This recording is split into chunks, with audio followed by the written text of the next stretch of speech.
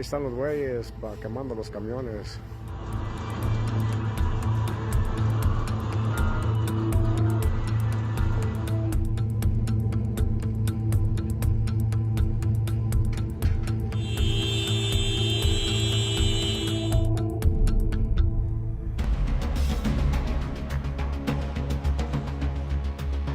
Así fue como amanecieron varios puntos carreteros en Michoacán.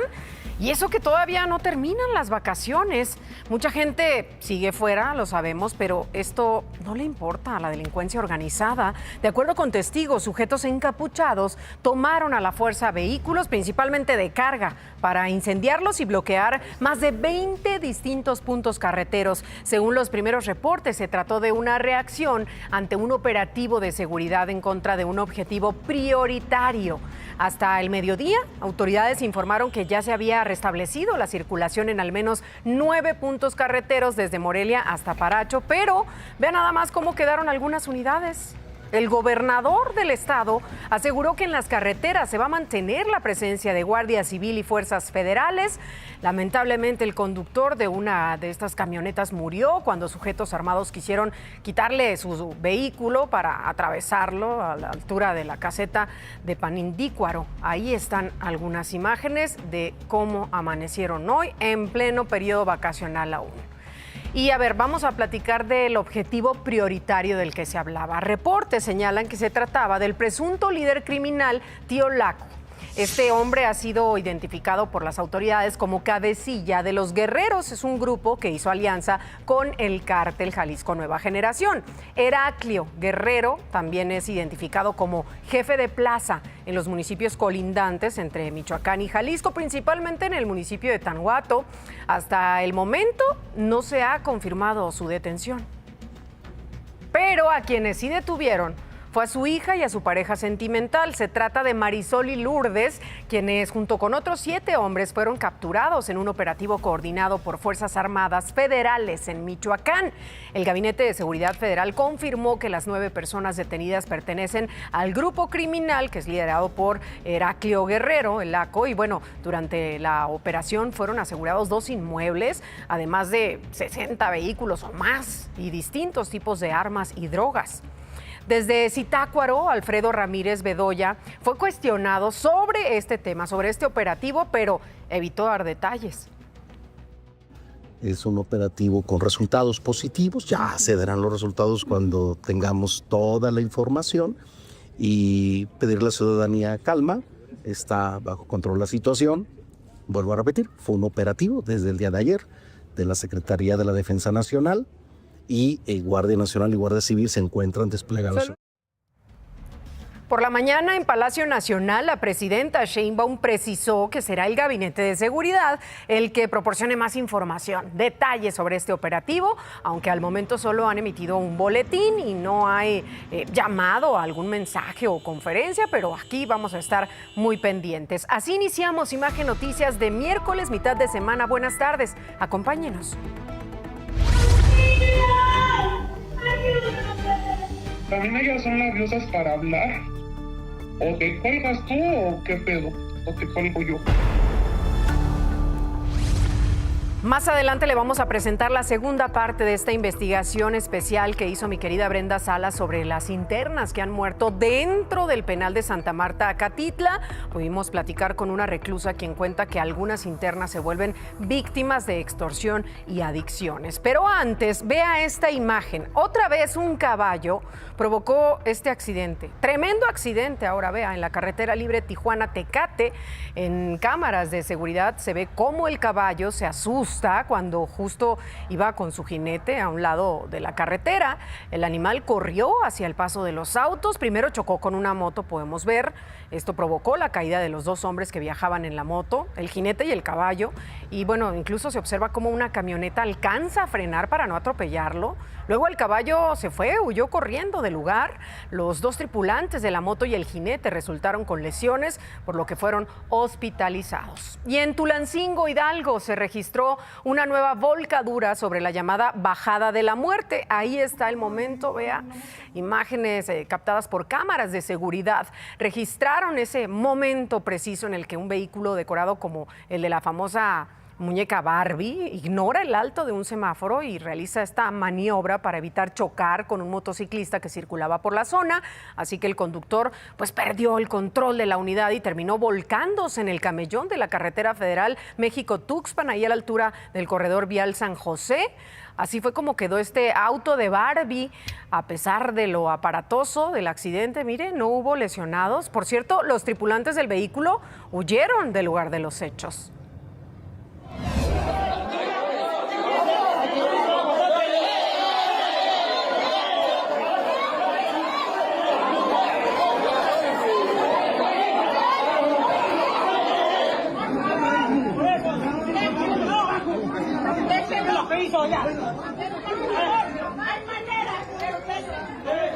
Son pobladores de la comunidad de Suchitlán, del municipio de San Salvador en Hidalgo, quienes agredieron al alcalde, a Norberto Martínez. ¿Qué pasó aquí?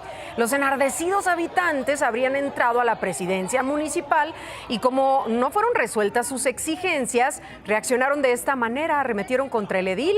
Tras la agresión, el gobierno municipal emitió un comunicado, ahí lo tiene usted en pantalla. En este piden privilegiar el diálogo para construir acuerdos y afirman que la violencia no es el camino para atender las demandas sociales. Agregan que hoy permanecerán suspendidas las actividades en el Palacio Municipal.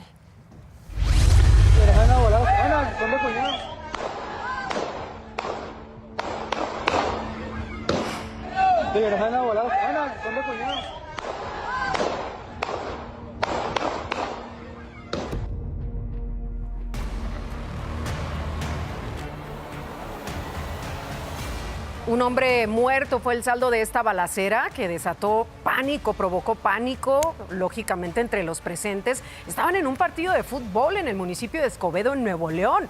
Tras el tiroteo, policías municipales y paramédicos llegaron al lugar, intentaron brindar atención a la víctima. Lamentablemente, pues ya no presentaba signos vitales tras recibir, imagínese usted, 3 impactos de bala. Hasta el momento no hay detenidos por este asesinato y tampoco se ha establecido el móvil del ataque. ¿Hasta cuándo vamos a estar así? ¿Hasta cuándo va a estar esta maldita delincuencia? ¿Por qué los niños? ¿Por qué?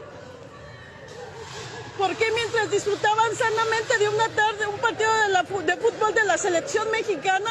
¿Por qué tiene que pasar esto? ¿Hasta cuándo? Seguro recuerda esta imagen. Un grupo armado atacó a vecinos en la colonia Rancho Nuevo en Yautepec, Morelos, cuando veían el partido entre México y Ecuador en una cancha el pasado 30 de junio. Anoche, la Fiscalía de Morelos detuvo a Carla Herrera, síndica del municipio y quien buscaba ser además alcaldesa de Yautepec en las elecciones del próximo año. A ella la acusan de ser la autora intelectual de ese ataque, que por cierto dejó 3 personas muertas y 9 más heridas. Esta reunión para ver el partido la organizó Sandra Fernández, también aspirante a la alcaldía de Yautepec, pero por Morena. Hay que destacar que entre las personas que murieron se encuentra el esposo de Sandra y quien era asistente del diputado federal por Morelos, Agustín Alonso. Este diputado había tenido también problemas con la síndica detenida ayer y apenas en abril rompieron una alianza política que tenían. Y mire, vámonos a Sinaloa porque ahí sigue la violencia. Ya le habíamos informado aquí desde hace unas semanas que los asesinatos ya no se concentran tanto en Culiacán, ahora es Mazatlán, está sufriendo esta grave crisis. Ayer la Fiscalía del Estado reportó la muerte de 7 personas. Una de ellas ocurrió en Culiacán y 6 en Mazatlán. 3 de estas víctimas eran mujeres. Y, ¿qué le digo? No solo Mazatlán se está viendo afectada por la violencia, también otros municipios del sur de Sinaloa, como Escuinapa.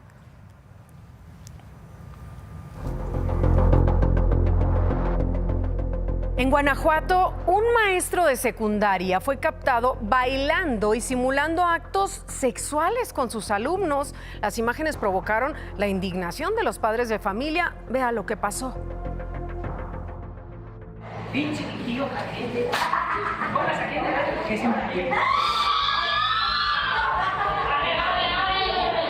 Este profesor de secundaria en Acámbaro, Guanajuato, simulaba tener relaciones sexuales con sus alumnos frente al grupo completo.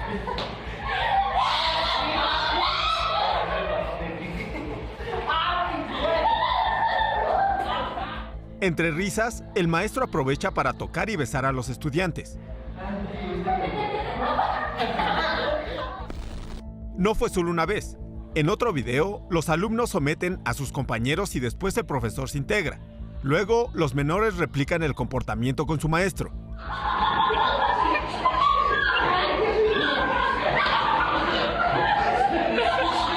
El profesor fue identificado como José Luis. Impartía la materia de artes en el 3er grado de la secundaria general Centeotl. El gobierno de Guanajuato canceló el contrato con el educador a raíz de estos videos. Pedí desde que tuve conocimiento de esta situación fue que de inmediato se citara al maestro y se rescindiera la relación que teníamos con él. Padres de familia dijeron estar preocupados por el comportamiento de los maestros hacia sus hijos. Me dio miedo de que mis hijas puedan ser involucradas con gente de este tipo de mentes sucias, porque una persona sana no hace esas cosas. Piden a las autoridades que se inicien los procedimientos legales para evitar que vuelva a dar clases en otra escuela. Lo malo, que lo toman como broma, o el profesor también como luego se hace amigo de los alumnos y no debe de ser así. Los videos habrían sido grabados a finales del ciclo escolar pasado, pero hasta hoy se dieron a conocer.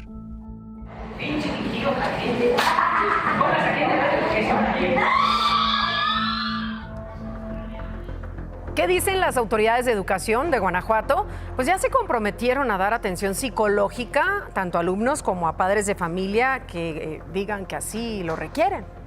Vamos a cambiar de información. Mire, mujeres que han sido privadas de la libertad y que están en el penal de Santa Marta, Acatitla, denuncian que internas en situación vulnerable son trasladadas a dormitorios de alto riesgo, donde se han registrado ya varias muertes. Esta es la segunda entrega de esta investigación especial de Excelsior.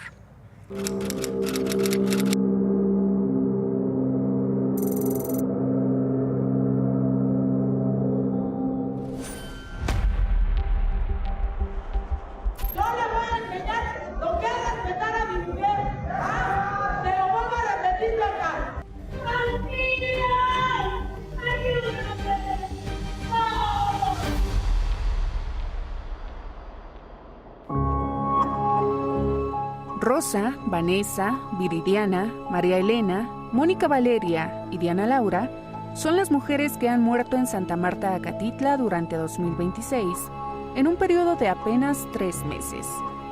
Según testimonios de internas consultadas por el equipo de investigaciones Excelsior, algunas de las fallecidas enfrentaban problemas de adicciones, pero denuncian que esto no era por voluntad propia.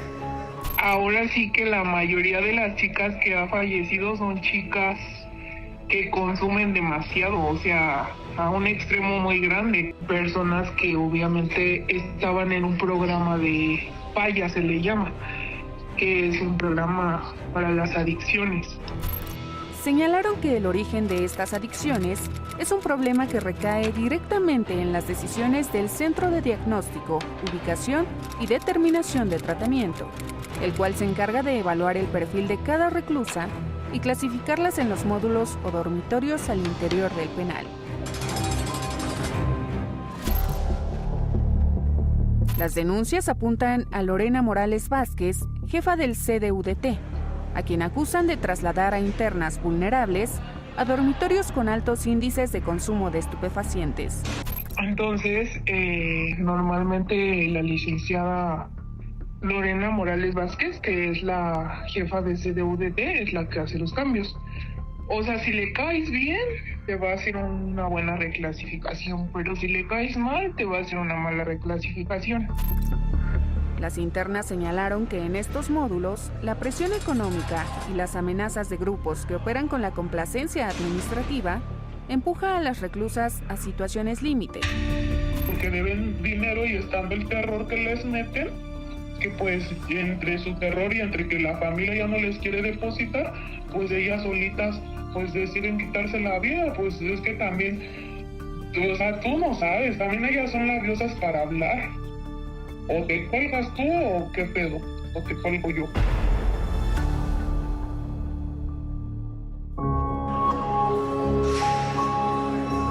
Las internas identificaron a Maribel Niño, Alexis y Hailey la sicaria como las mujeres que ejercen el control en dichos dormitorios. tras la renuncia de Jessica López Avilés, subdirectora operativa en Santa Marta, Acatitla, señalaron que se le atribuyó la culpa a ella, ocultando a los verdaderos responsables de lo que ocurre al interior. Todo el mundo pensaría que las indicaciones las da seguridad y custodia, pero no es así. Pero pues todas esas decisiones están hechas de cabeza. O sea, las compañeras si han determinado suicidarse, pues es a raíz de sus cambios de ellas.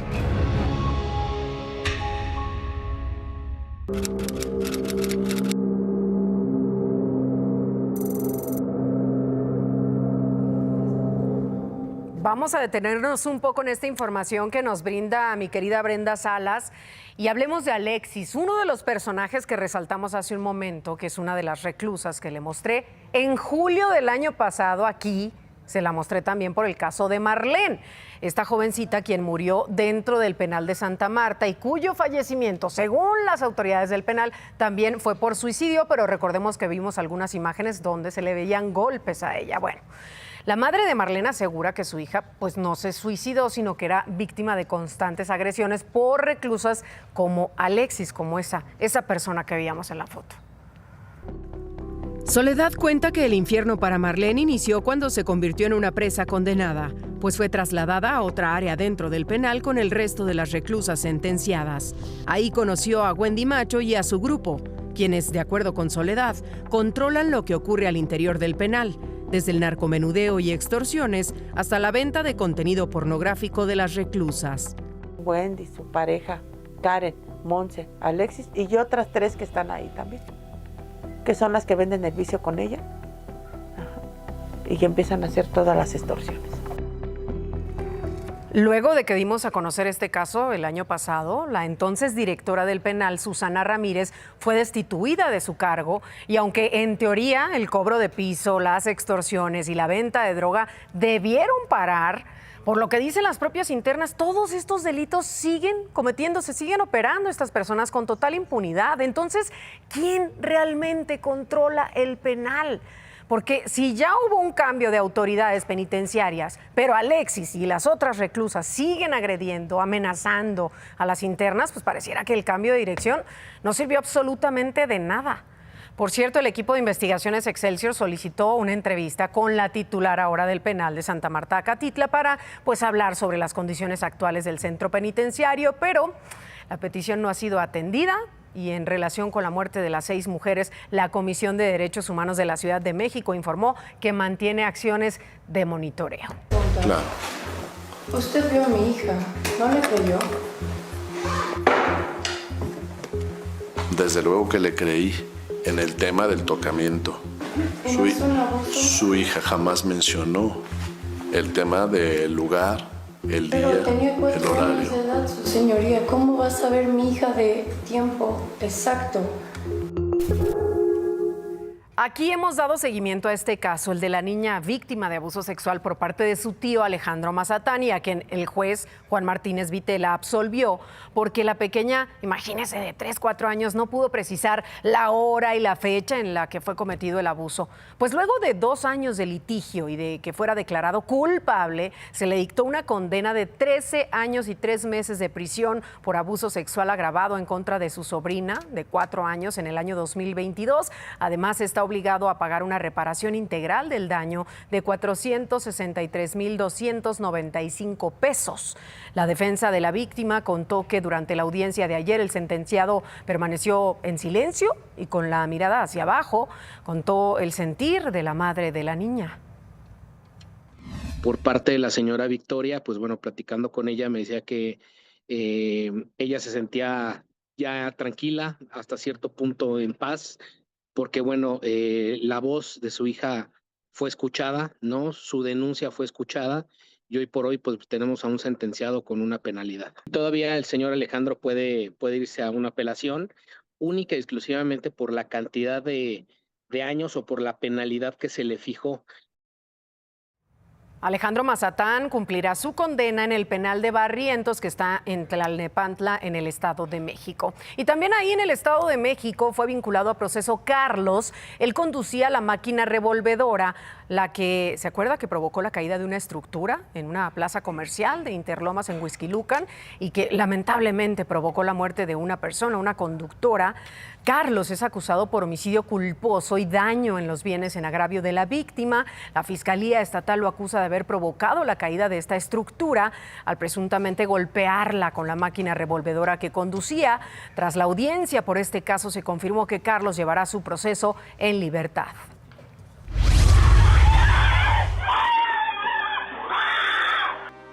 Pero fue matado por toda la gente. Ni siquiera me despedí de mi perro, nada. En Aguascalientes ya fueron dados de baja los 2 policías de la Secretaría de Seguridad que le presenté aquí ayer, que fueron captados así, dándose pues cariño como de una forma nada sana, ¿no? Esto para garantizar el debido proceso mientras se realizan las investigaciones correspondientes. Aquí le mostré cómo este policía obligó a su compañera, quien resultó ser además su pareja sentimental, a darle un beso de forma violenta y hasta le mordió un cachete. Tras la difusión de estas imágenes, ambos reconocieron los hechos.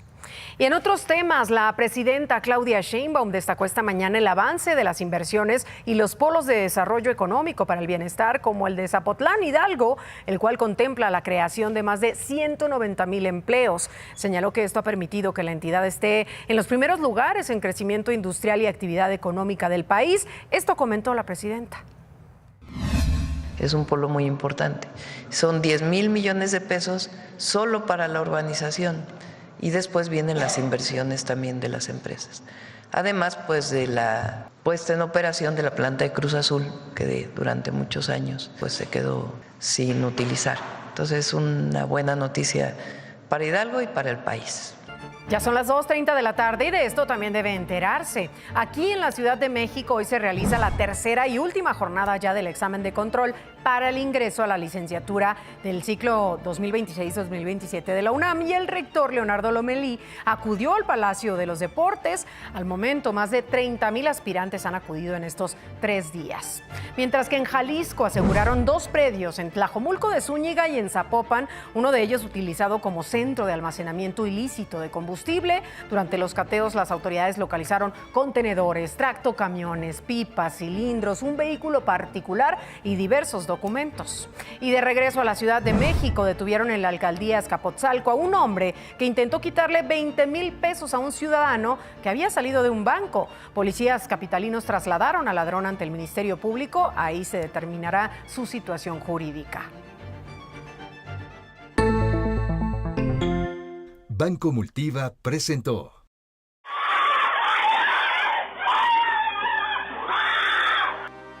Pero fue matado por toda la gente. Ni siquiera me despedí de mi perro, nada.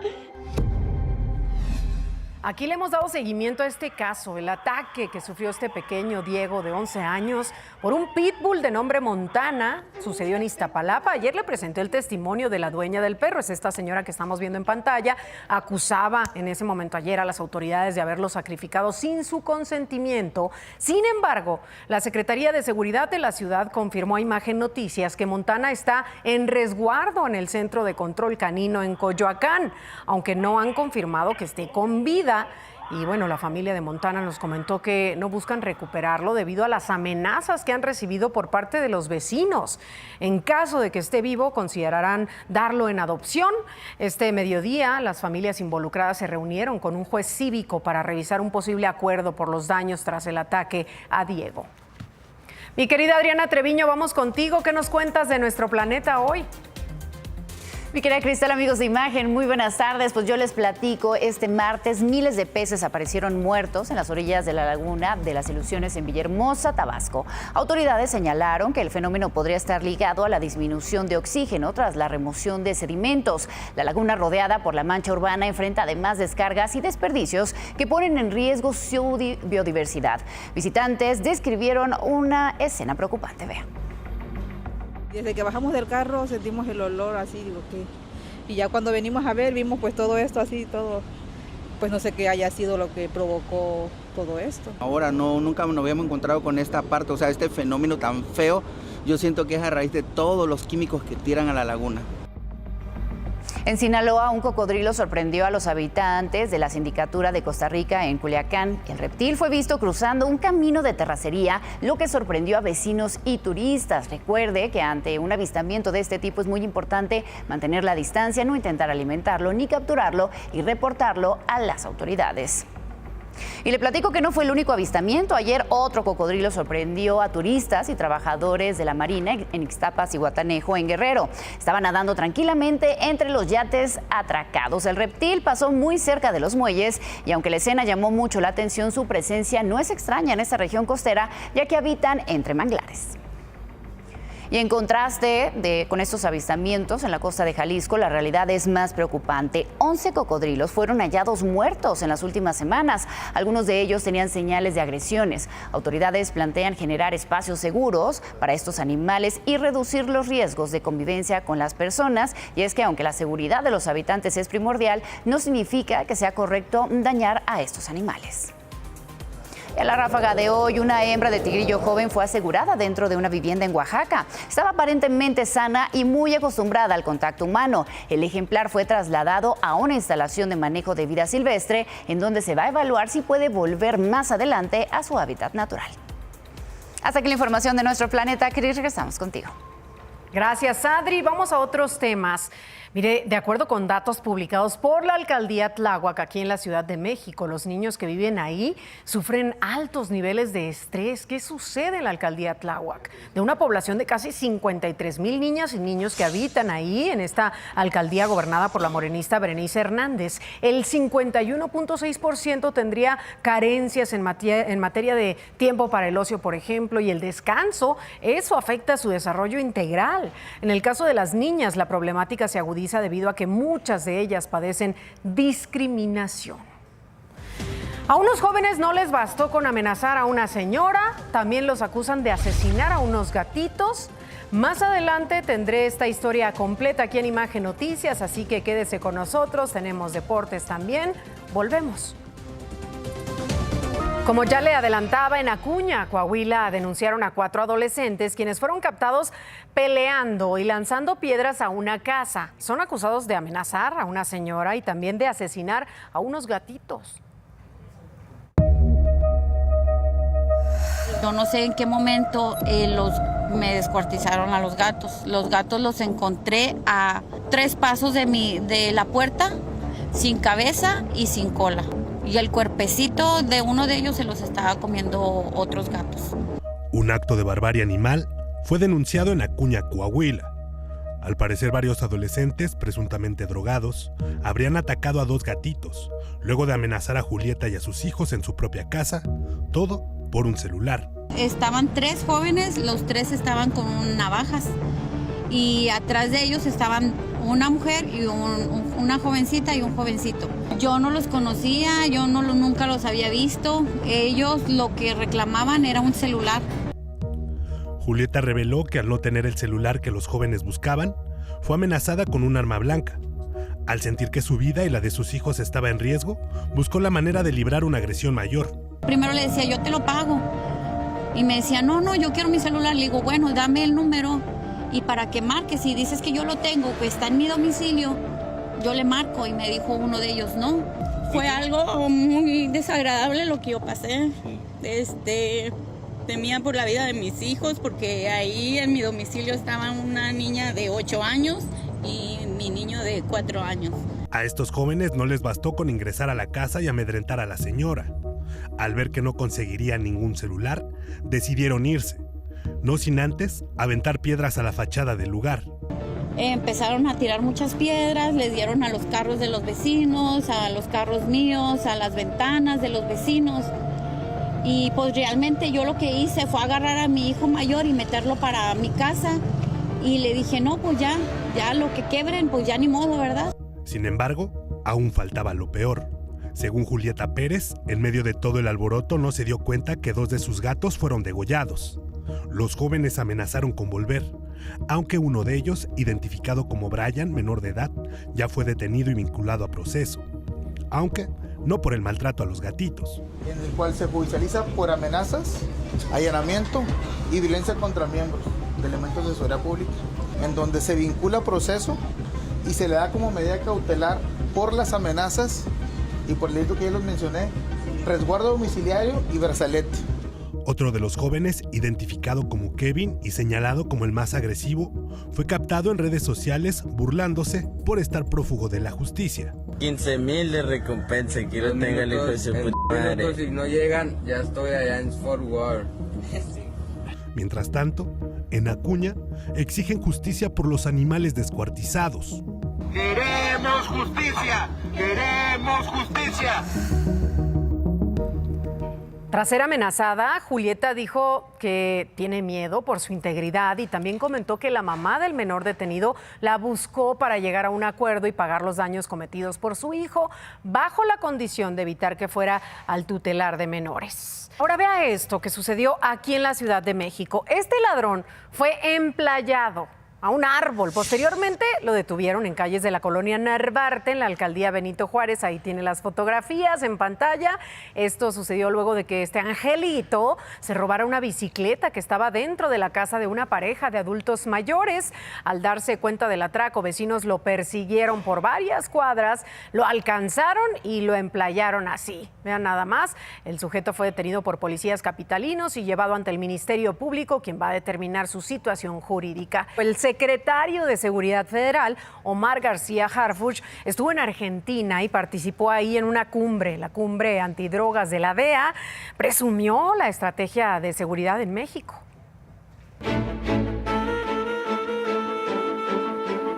El secretario de Seguridad y Protección Ciudadana, Omar García Harfuch, participó en la 40 Conferencia Internacional para el Control de Drogas en Buenos Aires, Argentina, en donde destacó la importancia del trabajo coordinado entre los países en esta tarea con el respeto a la soberanía.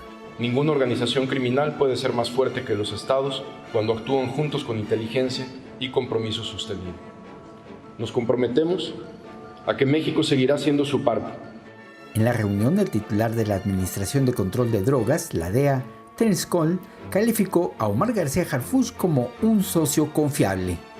A trusted partner and a good friend to the United States, Mexican Secretary of Security and Citizens Protection, Omar García Harfuch. Secretary Harfuch has devoted nearly 2 decades of public service to protect people in Mexico. El titular de la DEA destacó la trayectoria y capacidad de García Harfuch en el combate a organizaciones criminales. He knows the importance of sharing intelligence, targeting criminal leaders, disrupting supply chains, and dismantling networks from top down.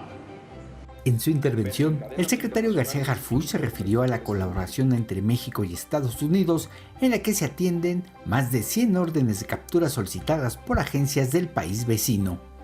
Actualmente, México mantiene 155 órdenes de detención con fines de extradición relacionadas con investigaciones de agencias estadounidenses como Marshalls de Estados Unidos, por supuesto DEA, FBI, el Departamento de Seguridad Nacional, ICE y ATF. Destacó que en esta colaboración, en febrero de este año se logró abatir a uno de los criminales más buscados por ambos países. Uno de los ejemplos más relevantes ocurrió el pasado 22 de febrero, cuando con inteligencia militar y tecnología de Estados Unidos, en una operación encabezada y desarrollada y planeada por el ejército mexicano, en coordinación con otras instituciones del Gabinete de Seguridad, realizaron una operación histórica en la que perdió la vida Nemesio Ceguera, alias El Mencho, líder de Cártel Jalisco Nueva Generación y uno de los criminales transnacionales más buscados por las autoridades de México y Estados Unidos.